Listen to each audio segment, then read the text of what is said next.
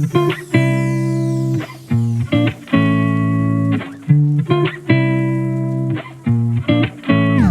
friends, welcome back to my channel. I am CS Jaspreet. I am back with another video for our CS students, and I know that I have not been able to post the videos, and I'm really sorry for that. Actually, I just planned but couldn't. Now you could understand कि exam stress कैसा होता है, but I am back with one of the important videos, that is important topics of company law. अब मैंने already channel पे video डाल दी थी important topics of JIGL.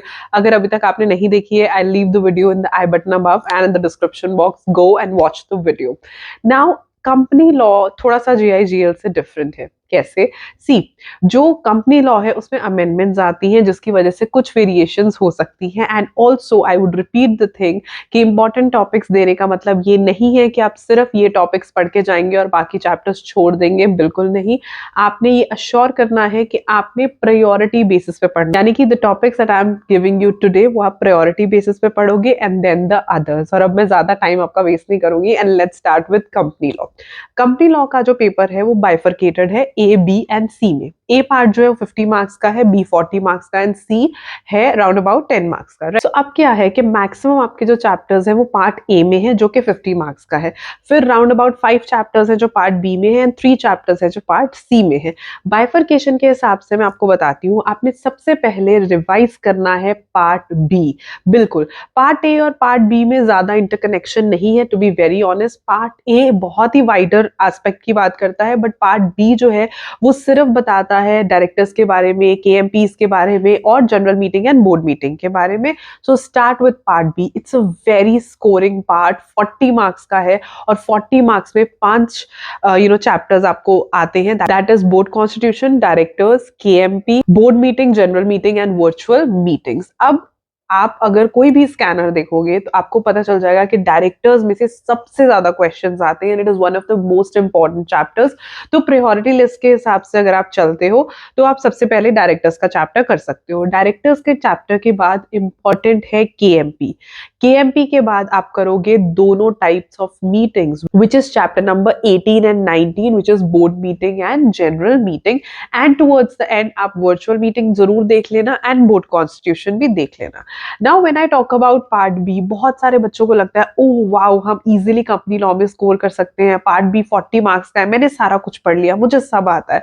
But यहाँ पे JIGL वाले की तरह डायरेक्ट क्वेश्चंस नहीं आएंगे. यहाँ पे they will ask you case study. So while studying part B, it's a request from my end, please go concept wise. Please, this is the need of hour. बहुत सारे बच्चे ये चीज समझते नहीं है कि हमें किस तरीके से पढ़ना है, हमें किस तरीके से आई वुड से कि कॉन्सेप्ट को समझना है. I have seen such students जो इतनी क्लासेस लेते हैं लेकिन एंड तक जाके उनके कॉन्सेप्ट क्लियर नहीं. देखो, as an elder sister, as a friend, or as a mentor, whatever you think I am, or whatever you take me as, I would only say you that please look for concepts in part B. Company law के अगर आपके concepts clear नहीं है ना, वहां पे आप कोई भी केस स्टडी नहीं लिख पाओगे, ये मेरी गारंटी है. तो इसीलिए बहुत जरूरी है कि आप इन चीजों पे ध्यान दो. तो जब ये चैप्टर्स आपने करने हैं, आपने बहुत ध्यान से हर चीज को पढ़ना है, हर प्रोसीजर को समझना है.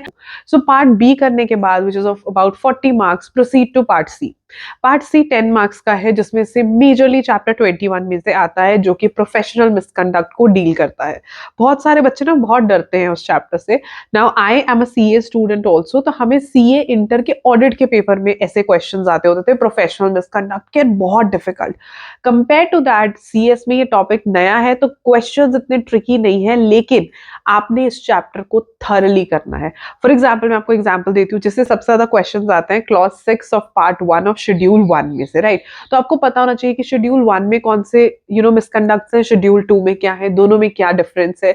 और मिसकंडक्ट्स को बहुत ध्यान से लिखना है, समझना है, लेकिन उससे भी ज्यादा इसमें जो चीज रिक्वायर्ड है वो है आप उसे कोट कैसे करते हो, right. So make sure you quote it as it is, तभी वो आप अच्छे से प्रेजेंट कर पाओगे. तो प्रेजेंटेशन पे and word to word quoting पे बहुत ध्यान देना है. चैप्टर नंबर 22 पर बहुत अच्छे से प्रिपेयर करना है, बिकॉज मैक्सिमम 10 में से उसी में चैप्टर में से आता है।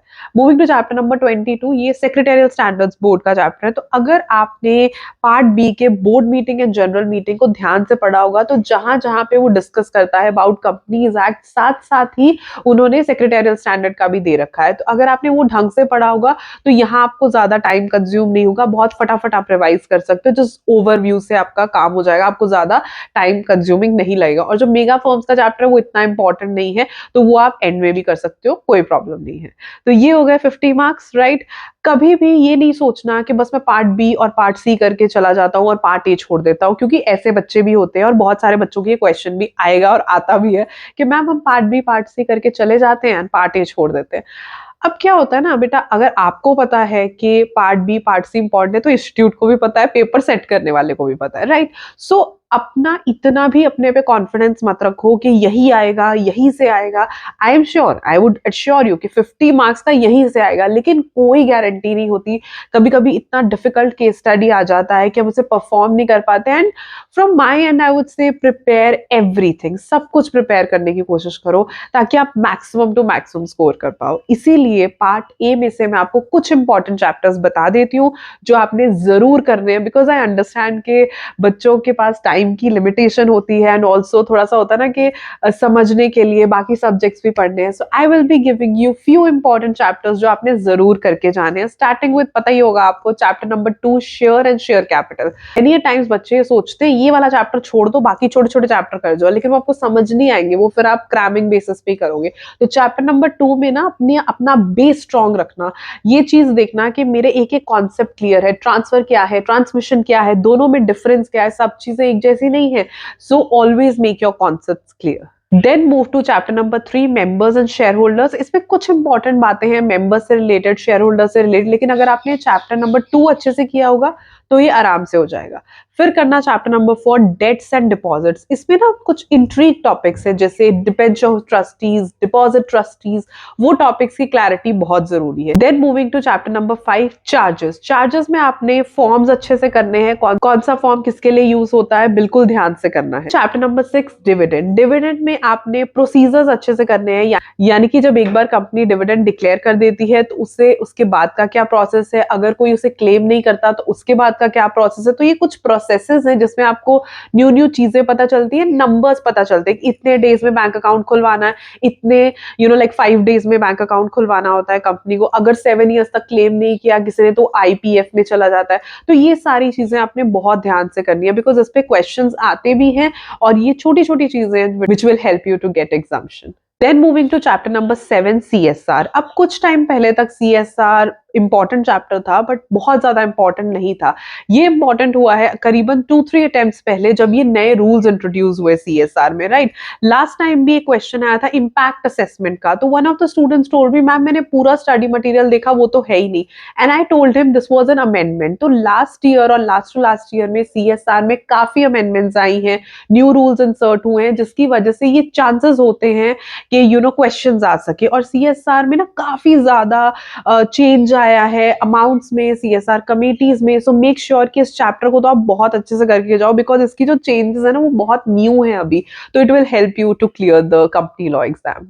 And then moving to another one of the important chapters, which is chapter number 8, accounts and audit. तो अगर शेयर कैपिटल के बाद कोई सबसे ज्यादा इंपॉर्टेंट चैप्टर आता है तो वो यही है, चैप्टर नंबर 8। तो इस चैप्टर को भी आपने ध्यान से करना है। इसमें मेजरली आपको अकाउंट्स के बारे में, ऑडिट के बारे में बताया जाता है, कैसे अकाउंट्स बनाने हैं, कैसे मेंटेन करने हैं, ऑडिट्स किस किसने करानी है, वो सारी चीजें आती हैं कंपनीज एक्ट के हिसाब से, which are very very important. इसके अलावा जो चैप्टर्स है वो आपने छोड़ने नहीं है, कोशिश करो कि उनका ओवरव्यू लेके जाओ, क्योंकि इसके अलावा कुछ ऐसे चैप्टर आएंगे, जैसे एक वो आएगा रजिस्टर एंड रिकॉर्ड्स वाला। अब अगर आपने पार्ट बी में रजिस्टर एंड रिकॉर्ड्स पढ़े हैं तो वहां जाके आपको प्रॉब्लम नहीं आएगी, राइट।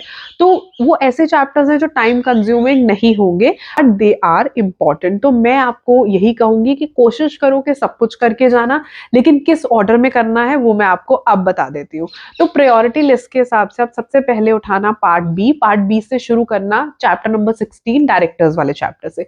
डायरेक्टर्स वाला चैप्टर करना, देन केएमपी वाला चैप्टर करना, then board meeting, then general meeting. ये 4 चैप्टर्स अच्छे से कर लेना। फिर आप पार्ट सी में आना, पार्ट सी में करना chapter number 21 which is the legal framework, professional misconduct वाला जो चैप्टर है जिसमें बताया जाता है कि what is professional misconduct and what is not, उसे अच्छे से करना। आप आना पार्ट ए में। पार्ट ए में आके आप करना chapter number 2 which is share capital, chapter number 6 which is dividend, chapter number 7 which is CSR and chapter number 8 which is accounts and audit. इस ऑर्डर में ये शुरू के कुछ चैप्टर्स करना और फिर जितने बचे हुए चैप्टर्स है आप उसे किसी भी ऑर्डर में कर लो, लेकिन try to do them right. कोशिश करना कि सारे ही चैप्टर्स आप कर सको राइट, क्योंकि मैं आपको यही एडवाइस दूंगी कि आप कुछ भी छोड़ के मत जाओ। देखो, this is a professional exam right, तो कभी ये नहीं सोचना कि मैम ने इतने इंपॉर्टेंट चैप्टर्स बोल दिए, ये बोल के हम पास हो जाएंगे, बिल्कुल नहीं। करना सब कुछ है लेकिन इस प्रायोरिटी में।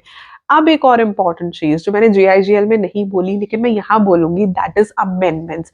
कंपनी लॉ में जितनी भी अमेंडमेंट्स आई हैं, ज्यादा नहीं है, थोड़ी सी है, बट जरूर करके जानी है, बिकॉज देयर आर चांसेस कि अमेंडमेंट्स में से क्वेश्चंस पूछे जाते हैं। और इस बार जितनी भी अमेंडमेंट्स आई हैं वो सारी पार्ट ए में आई हैं, तो पार्ट ए के ये चैप्टर्स अच्छे से करने के बाद आपने वो सारी की सारी अमेंडमेंट जरूर अच्छे से करनी है।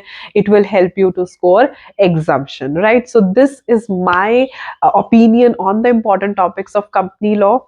एंड आई होप कि आपको ये वीडियो यूजफुल लगा हो तो लाइक कर देना, अपने फ्रेंड्स के साथ शेयर कर देना, and please feel free to check the content I create and subscribe to my channel if you have not done it yet. I'll see you super soon with the important topics of SBEC. Till then, stay happy, stay blessed, and keep the preparations on. Bye bye.